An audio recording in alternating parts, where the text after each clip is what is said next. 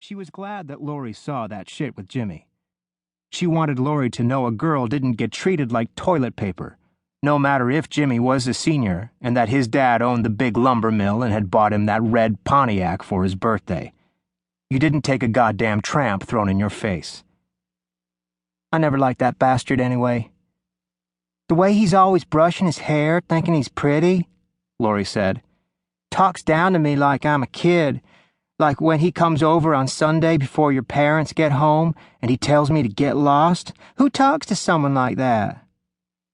He's a real jackass. Maybe this would make us feel better, Lori said, stopping in front of the closed storefront of Snooky Williams Insurance, opening her purse and showing Diane a little baggie with a couple joints in it. I stole them from my mom. She won't say anything because she doesn't think I know about her lacking smoke. Lori? Yeah, she said as they walked side by side around the shops, the Tibaha Monitor, the old laundromat, Kay's Western Wear, and the old Rexall Drugs. You're my hero, she said. Around the square, the old movie marquee showed The Exorcist 2 still. They wouldn't be getting that Star Wars movie for another 2 years. They turned away from the big celebration and followed Cotton Road to the west, out of town, and into the country, and the little houses off County Road 234 where they lived. They made the walk a lot of days, sometimes coming into the Rexall for milkshakes or ice cream, mainly to meet up when there wasn't much to do, before Diane had taken that afternoon job at the Dairy Queen off Highway 45. Something else that her dad didn't like, again saying she'd come into highway trash. Diane thinking he must have a whole system of how to divide trashy people by geography. The music was still loud coming from the square a quarter-mile away as they walked through people's yards and little gullies and on the soft gravel shoulder of the road. Headlights popped up only every few minutes, and they'd walk into shadows and away from the road when a car would be coming up on them from town. When they got to the creek bridge, just a little concrete span, they walked down the bank, a hell of a lot easier when they took off their clogs and didn't slide. There was a big flat rock where they could jump over the shallow, sandy creek. They used to come here a lot as kids and play and watch the old men fish.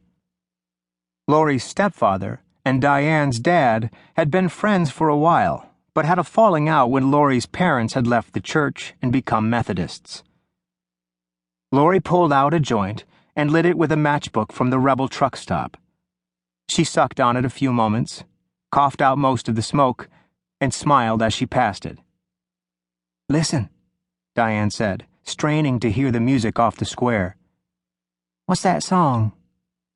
My name is Lisa. Yes, Diane said, taking a long pull. Yes, Jessie Coulter. Goddamn, I love Jess Coulter. Anyone ever tell you that you favor her? Jess Coulter? Diane said. No, you can't be high yet. You're dark like her, Lori said.